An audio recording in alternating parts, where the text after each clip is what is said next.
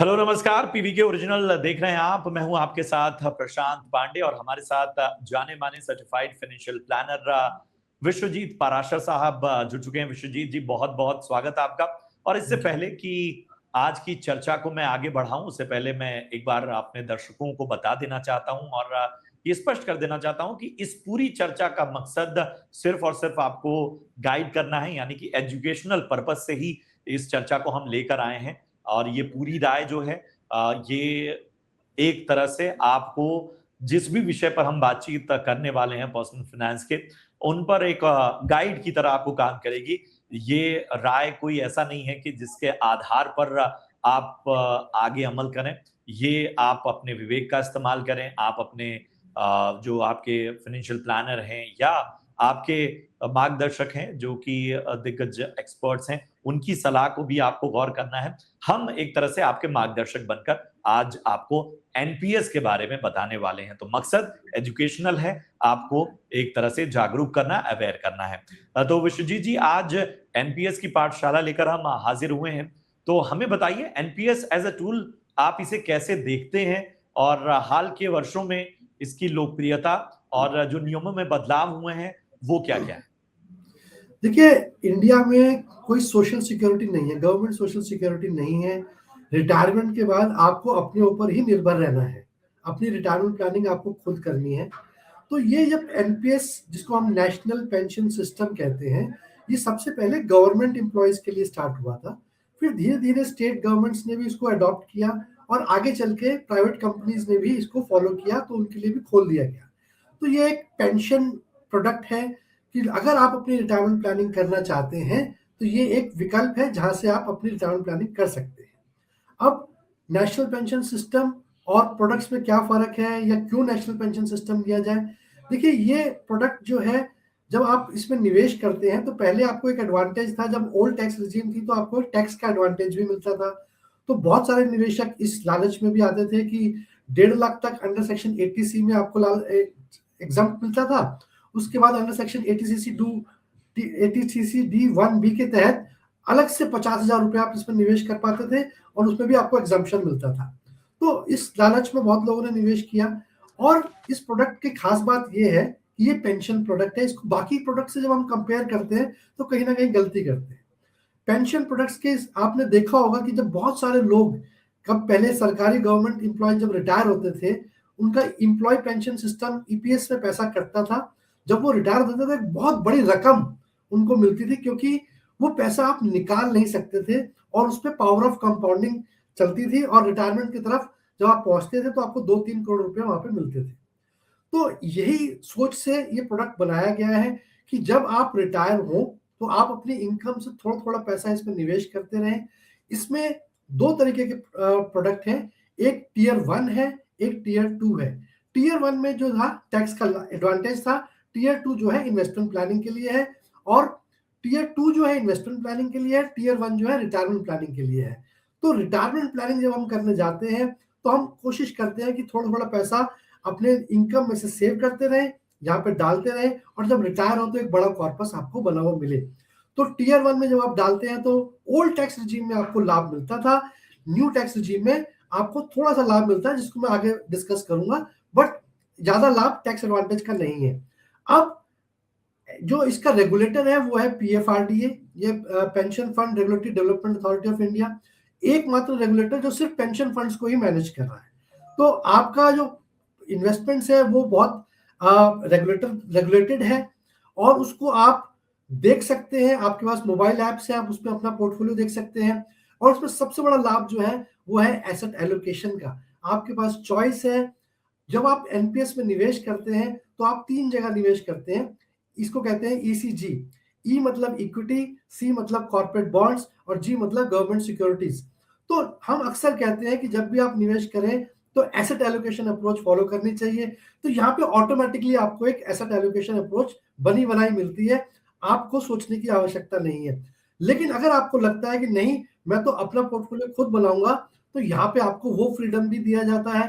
तो आप active choice जब आप लेते हैं तो आप अपना डिसाइड कर सकते हैं कि मुझे कितनी इक्विटी चाहिए, कितना गवर्नमेंट सिक्योरिटीज चाहिए, या कितना कॉर्पोरेट बॉन्ड चाहिए।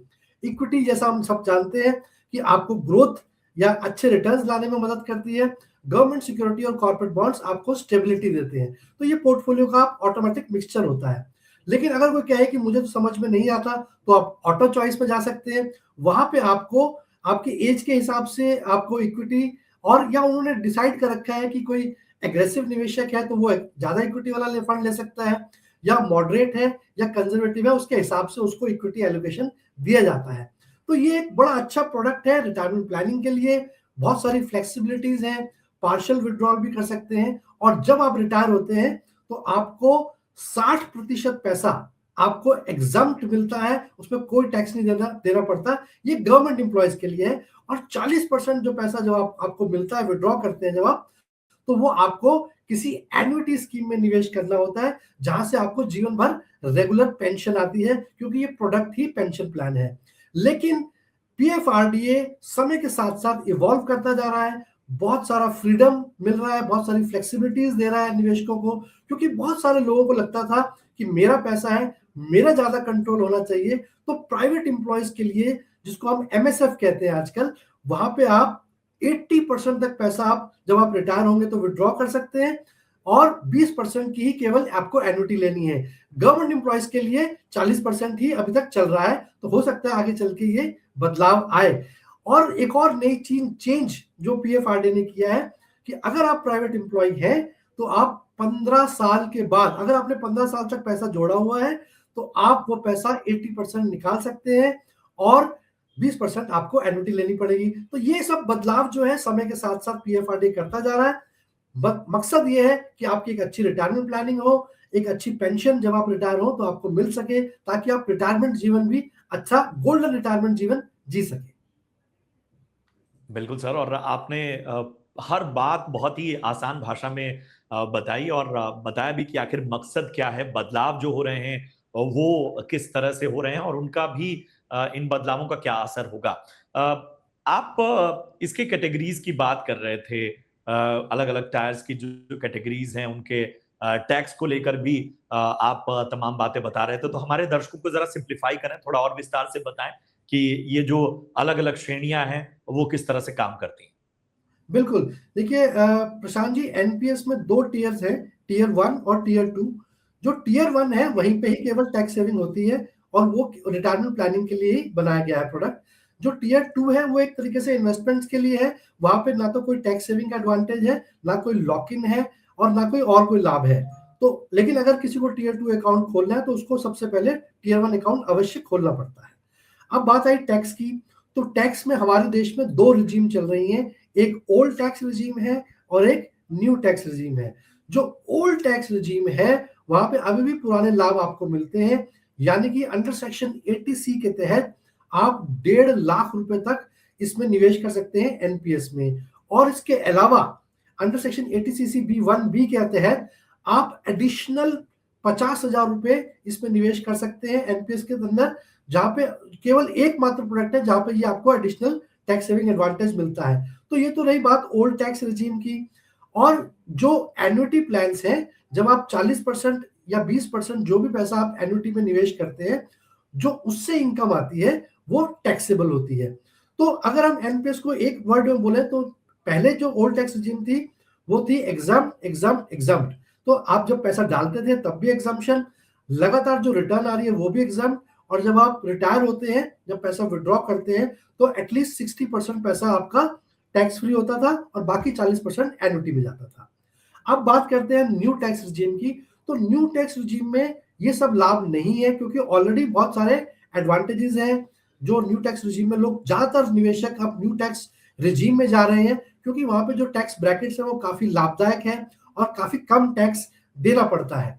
तो इसलिए एनपीएस का वहां पे इतना लाभ नहीं है, बट केवल एकमात्र लाभ है कि अगर आपका एम्प्लॉयर आपके लिए एनपीएस में कंट्रीब्यूट करता है तो वो अभी भी एग्जम्प्ट माना जाएगा न्यू टैक्स रिजीम में। तो ये सारे जो टैक्स है एडवांटेजेस है वो ज्यादातर ओल्ड टैक्स रिजीम में है। न्यू टैक्स रिजीम में मात्र एम्प्लॉयर कंट्रीब्यूशन है, और जो एन्युटी है वो टैक्सेबल है, आपको टैक्सेबल इनकम मिलेगी, और जो उसकी जो रिटर्न है वो 5 से 7% के करीब रहती है, जो अभी भी शायद इतना एडवांटेजेस नहीं है। आगे चल के हो सकता है पीएफआरडी इसमें भी बदलाव लाए और आपको और ज्यादा कंट्रोल दे, जो आपका पैसा है आप कहाँ पे उसे निवेश करना चाहें। बिल्कुल सर। और तमाम चीजों के बीच मेरे ख्याल से जो दर्शक का सुन रहे होंगे उनमें बहुत सारे लोग ऐसे होंगे जो ये जानना चाहते होंगे कि अगर उन्होंने अब तक इस तरह की स्कीम का लाभ नहीं उठाया है या शुरुआत नहीं की है, तो तरीके क्या हैं, किन प्लेटफॉर्म्स के जरिए, क्या क्या वो जरिया है जिसके जरिए एनपीएस में शुरुआत की जा सकती है? देखिए, सबसे पहले तो मैं कहूँगा कि अगर आपने अपनी रिटायरमेंट प्लानिंग की शुरुआत नहीं करी है, तो एनपीएस एक बहुत अच्छा विकल्प है, जहाँ पे आपको बहुत फ्लेक्सिबिलिटी मिलती है और आपको एडवांटेजेस हैं पावर ऑफ कंपाउंडिंग के, क्योंकि करीब 10% के रिटर्न हमने देखे हैं। यहाँ पे 10 पेंशन फंड मैनेजर्स हैं, जिनको आप चूज़ कर सकते हो, आप जो चाहे पेंशन फंड मैनेजर चूज़ कर सकते हो। और एमएसएफ के तहत आप चाहें तो इक्विटी में एक एचडीएफसी फंड ले सकते हैं, और गवर्नमेंट सिक्योरिटीज में चाहे तो आप आदित्य बिरला या कोई और फंड जो भी आप चाहे चुन सकते हैं। तो ये मैं रिकमेंडेशन के लिए नहीं कह रहा, जस्ट एक एग्जांपल के लिए कह रहा हूँ। तो आपके पास बहुत सारी चॉइस है कि आप कौन सा पेंशन फंड मैनेजर चूज करना चाहते हैं, with in pension fund managers में भी कौन सी स्कीम किसको देना चाहते हैं। और आप स्टार्ट करने के लिए एनपीएस बहुत इजी है। अब आप ऑनलाइन जाके भी एनपीएस स्टार्ट कर सकते हैं, मोबाइल ऐप एनपीएस की मिलती है। आप चाहें तो बैंक्स के पास भी जाके एनपीएस का अकाउंट खोल सकते हैं। केवल 1000 रुपए से आपका ये अकाउंट खुल जाता है, और कोशिश रहती है कि हर महीने हर साल आपको 1000 रुपए जरूर एड ऑन करता है, ताकि ये आपका अकाउंट एक्टिव रहे। तो मेरे ख्याल में प्रशांत जी, बहुत ही सुविधाजनक है, बहुत ही आसान है। फाइनेंशियल प्लेटफॉर्म्स हैं, बैंक में जा सकते हैं, और खुद भी आप ऑनलाइन जाके अपना एनपीएस अकाउंट खोल सकते हैं। चलिए, इस सवाल तो ये भी लोगों के मन में आ ही रहा होगा कि अ, अगर म्यूचुअल फंड्स के रिटर्न्स देखें और एनपीएस के रिटर्न्स, तो मतलब दोनों में बेहतर रिटायरमेंट प्लानिंग के लिए विकल्प कौन सा होगा? देखिए प्रशांत जी, मैं इसको थोड़ा अलग तरीके से देखता हूँ। म्यूचुअल फंड्स में बहुत फ्लेक्सिबिलिटी है। आप एसेट एलोकेशन कर सकते हो, पोर्टफोलियो रिव्यू जल्दी कर सकते हो। और आपने ट्रेंड भी देखा होगा प्रशांत जी, कि बहुत सारे लोग म्यूचुअल फंड्स में एसआईपी का देख ले तो 3 साल की एवरेज एसआईपी है। या बहुत सारे लोग जब मार्केट में गिरावट आती है तो पैसा विड्रॉ कर लेते हैं, या जब मार्केट बहुत हाई पे भी होती है तो उनको लगता है कि कहीं मार्केट गिर ना जाए, तो डर के मारे निकाल लेते हैं। तो ग्रीड और फियर वर्क करता है वहां पे। अगर आप अच्छे इन्फॉर्म्ड इन्वेस्टर हैं तो म्यूचुअल फंड में ज्यादा रिटर्न्स बन सकती है, पर देखना यह है कि आपको लॉन्ग टर्म के लिए निवेशित रहना है। अगर आप ट्रेडिंग करेंगे, जल्दी जल्दी विड्रॉ करेंगे, तो शायद इतने रिटर्न्स ना बने। वही लाभ उसका रिवर्स देखें तो एनपीएस में आपको मिलता है, क्योंकि यहाँ पे पैसा विड्रॉ करना इतना आसान नहीं है। और पैसा बड़ा कब बनता है? जब आपको पावर ऑफ कंपाउंडिंग का लाभ मिलता है। तो क्योंकि पैसा यहाँ पे पार्शियल विड्रॉल आप 60 साल तक केवल 4 बार कर सकते हैं, उसमें भी 4 से 5 साल का गैप होना चाहिए। तो इजीली आप पैसा विड्रॉ नहीं कर सकते हो। 60 साल पे जाके आप विड्रॉ करते हो, या फिर एटलीस्ट 15 साल जो एमएसएफ के द्वारा प्राइवेट कंपनी एम्प्लॉयज के लिए सुविधा है, उसमें 15 साल के लिए तो पैसा आपका निवेशित रहता है। तो वहां पे आपको एक पावर ऑफ कंपाउंडिंग मिलती है। रिटर्न्स हो सकता है म्यूचुअल फंड्स में थोड़े से ज्यादा हो, यहाँ पे भी 10% के करीब रिटर्न है, लेकिन क्योंकि पैसा विड्रॉ नहीं कर सकते हैं पावर ऑफ कंपाउंडिंग के तहत, उसके बाद एक बड़ी अच्छी रकम यहाँ बन जाती है, क्योंकि ये डिसिप्लिन ऑटोमेटिकली एनपीएस में आ जाता है। म्यूचुअल फंड्स में लोग जनरली लोग पैसा जल्दी विड्रॉ कर लेते हैं, लेकिन हाँ, अगर आप लॉन्ग टर्म निवेशित रहते हैं तो वहां पे आपको ज्यादा फ्रीडम है, फ्लेक्सिबिलिटी है, और अच्छे रिटर्न्स वहां पे बन सकते हैं। बट मैं फिर भी कहूंगा कि अगर आप पेंशन प्लानिंग कर रहे हैं, रिटायरमेंट प्लानिंग कर रहे हैं, तो एनपीएस एक अच्छा विकल्प है। चलिए, तो विकल्प अच्छा है और इसके जो फायदे हैं वो भी आपको विश्वजीत जी ने बता दिए। एक सवाल और आता है कि चूंकि जब हम कोई भी इन्वेस्टमेंट करते हैं या कोई भी प्लानिंग करते हैं, तो आज के टाइम में आप सभी से जितनी बार चर्चा हुई है, एक शब्द का आप लोग हमेशा इस्तेमाल करते हैं कि कोई भी इन्वेस्टमेंट जो है वो इन्फ्लेशन को बीट कर पा रहा है या नहीं, ये देखना बहुत आवश्यक है। तो एनपीएस के केस में क्या सिनेरियो बनता है? देखिए, बिल्कुल बहुत अच्छा सवाल है प्रशांत जी। अगर हम इन्फ्लेशन को देखें, जब भी आप प्लानिंग करें, तो आपको ये बहुत जरूरी है कि आप अपना इन्फ्लेशन को जरूर कंसिडर करें। महंगाई जो है बहुत बड़ी दुश्मन है एक बड़े कॉर्पस के लिए, किसी भी प्लानिंग के लिए। तो आपको बहुत इंपॉर्टेंट है कि, क्योंकि आज आपका 50,000 का खर्च 10 साल बाद 80-90 हजार रुपये हो जाएगा। तो अगर हम 5 से 6% की इन्फ्लेशन लेके चलते हैं, तो एनपीएस में करीब-करीब हम जो हमने अभी पास्ट के रिटर्न्स देखे हैं, करीब-करीब 10% के करीब रिटर्न्स यहाँ देखने को मिले हैं। तो 5-6% इन्फ्लेशन को आप बीट कर पा रहे हैं, उसके अलावा भी 3-4% का रिटर्न आपको मिल रहा है। तो इन्फ्लेशन को तो आप आराम से यहाँ बीट कर पा रहे हैं। और प्रशांत जी, यहाँ पे आप ये भी फ्रीडम है कि आप अपना पैसा जो है म्यूचुअल फंड्स की तरह 100% तक आप इक्विटी में निवेश कर सकते हैं। तो मेरे ख्याल में इन्फ्लेशन बीट करना आसान है, क्योंकि यहाँ पे इक्विटी का कंपोनेंट है और बहुत अच्छा एसेट एलोकेशन भी है। आप चाहें तो स्टेबिलिटी भी दे सकते हैं पोर्टफोलियो को गवर्नमेंट सिक्योरिटी और कॉर्पोरेट बॉन्ड्स के तहत। तो एक अच्छा एसेट एलोकेशन यहाँ पे मिलता है और रिटर्न्स भी मिलती हैं। तो मैं हमेशा अक्सर कहता हूँ, जब भी आप निवेश करें केवल रिटर्न्स ना देखें, रिस्क भी देखें। तो यहाँ पे एक अच्छा रिस्क और रिवॉर्ड रिटर्न्स का रेशियो है जो दोनों में मिला जुला है। आपको रिस्क भी कम लेना पड़ रहा है और रिटर्न्स भी अच्छे खासे मिल रहे हैं। ठीक है सर, आप लोगों से बात भी करते होंगे और बहुत सारे अपने अलग अलग सेमिनार्स और ट्रैवलिंग में इवेंट्स में लोगों के इन्वेस्टर के टेम्परामेंट को भी समझते होंगे। एक अर्जेंसी है, ये हम माने या ना माने, आजकल के इन्वेस्टर में पेशेंस लेवल थोड़ा सा कम है मेरे ख्याल से। मौजूदा दौर में जो वॉर वाली सिचुएशन थी उसमें तो आप लोगों ने ये फील भी किया होगा। तो अभी के टाइम में ये जो पेशेंस लूज कर रहे हैं और उसमें रिटायरमेंट प्लानिंग जो कि पेशेंस का ही खेल है, क्या अहम राय देना चाहेंगे आप? प्रशांत जी, आपने अपने सवाल में जवाब भी बता दिया कि अच्छा निवेशक वही है जो पेशेंस रख सकता है, जो लॉन्ग टर्म, अगर आप इक्विटी में निवेश कर रहे हैं तो आप लॉन्ग टर्म के लिए निवेश करेंगे, तभी आप एक अच्छा कॉर्पस बना पाएंगे। जो बिहेवियर है, नॉर्मली हमें रीसेंसी बायस कहते हैं।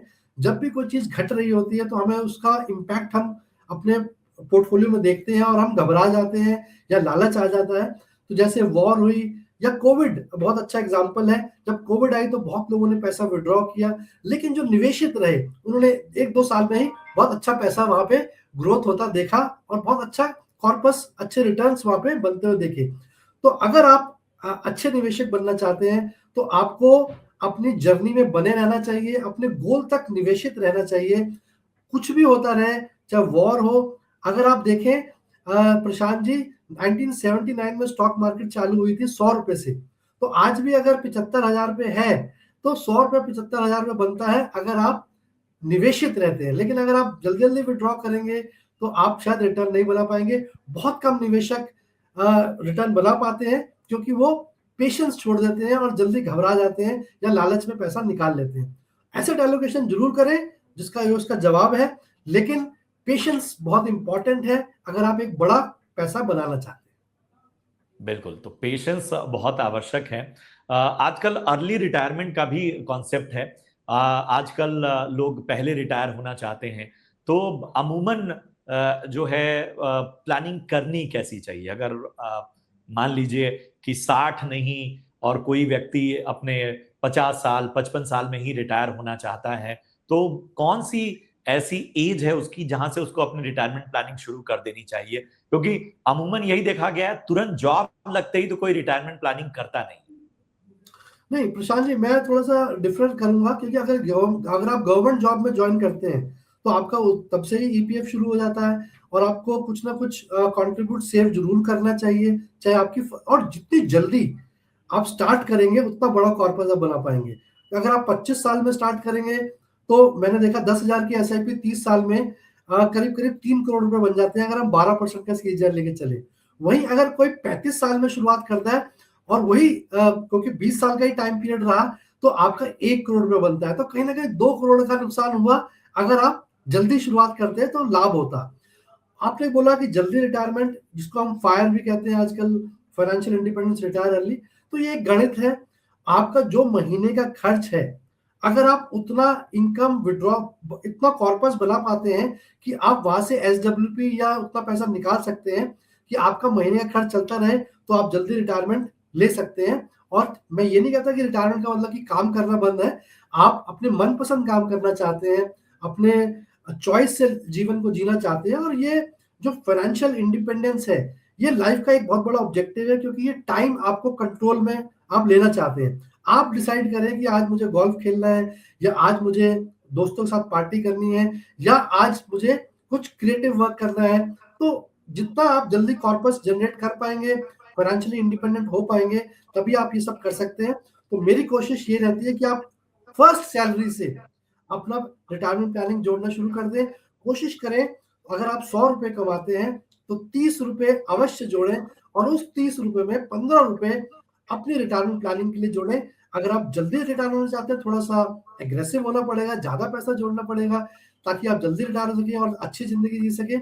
और अगर आप लॉन्ग टर्म 60 पे रिटायर होना चाहते हैं तो भी आप अपने 15% रिटायरमेंट प्लानिंग के लिए पैसा जोड़ें, ताकि आप गोल्डन ईयर्स जी सके। क्योंकि 60 साल के बाद, अब मान लीजिए आप 80 साल 90 साल, और जैसा हमारे शास्त्रों में कहा गया कि हमारा जीवन 100 साल का है, तो 40 साल बिना इनकम के आपने जीना है। तो उसके लिए आपकी रिटायरमेंट प्लानिंग होना बहुत अहम है और बहुत आवश्यक है। और थोड़ा सा मैं कहूंगा, आप स्वार्थी बने, बाकी गोल्स को भी ध्यान में रखें।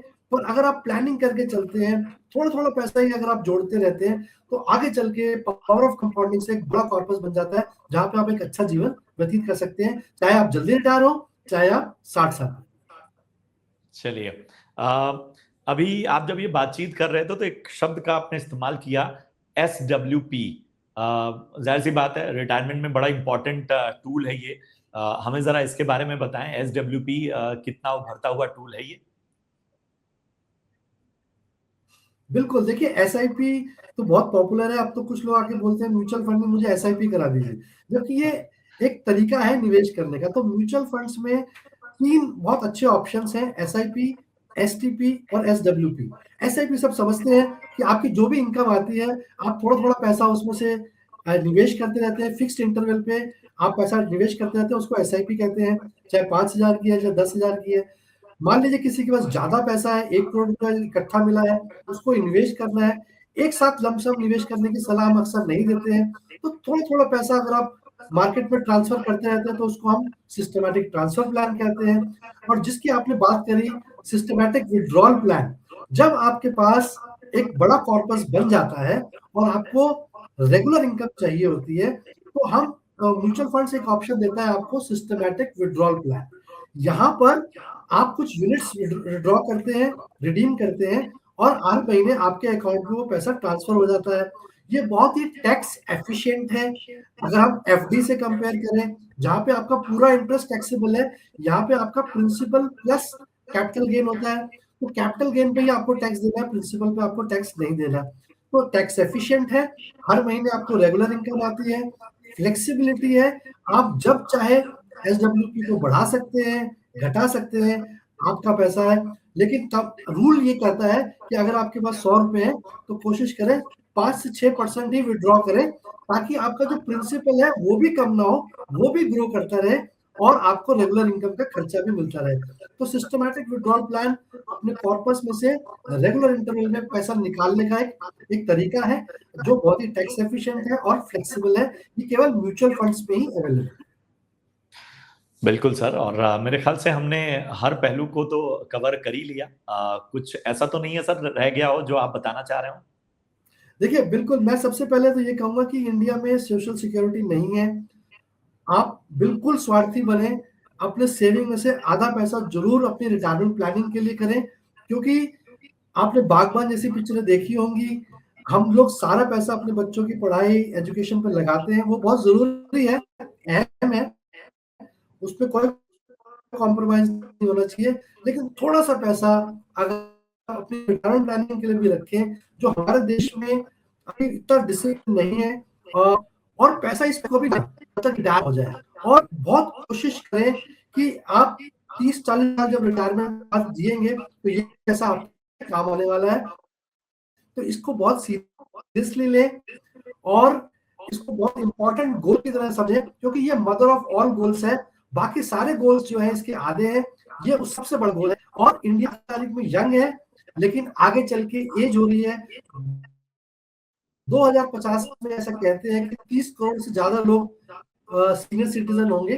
तो ये हम सब लोग ही आगे चल के सिटीजन बने वाले हैं। इसलिए अपनी सीरियसनेस लें और जरूर प्लान करें, अपना कंट्रीब्यूशन का कुछ हिस्सा जरूर इसमें ऐड करें, ताकि एक अच्छा रिटायर लाइफ आप जी सकें। बिल्कुल, तो ये गुरु मंत्र विश्वजीत जी की तरफ से बहुत बहुत शुक्रिया सर, अपना कीमती समय देने के लिए और एनपीएस से लेकर रिटायरमेंट की इतनी बेहतरीन प्लानिंग और हर टर्म्स को सिंप्लीफाई करने के लिए। तो ये था आज का हमारा खास शो। उम्मीद करते हैं कि आपको ये पसंद आया। एक बार फिर हम आपको बता दें कि ये सिर्फ और सिर्फ एजुकेशनल पर्पज से हमने ये शो डिजाइन किया था। आप को ये सलाह दी जाती है कि आप अपने फाइनेंशियल प्लानर, अपने एक्सपर्ट की मदद जरूर लें। यहाँ पर हमने आपको कोई वित्तीय जानकारी नहीं दी है, सिर्फ और सिर्फ आपको बताया है कि एनपीएस एज अ टूल काम कैसे करता है, क्या तरीके हैं, क्या प्लेटफॉर्म्स हैं, क्या क्या फायदे आपको इसके मिलते हैं, टैक्स बेनिफिट्स क्या हैं, और बाकी पहलुओं से भी आपको वाकिफ कराया। तो अगर आप कोई आपके मन में सवाल है, कोई राय आप जानना चाहते हैं, तो आप प्लीज कमेंट बॉक्स में बताइए। हम आगे की चर्चाओं में उन सवालों के भी जवाब देंगे। फिलहाल हमें दीजिए इजाजत। नमस्कार।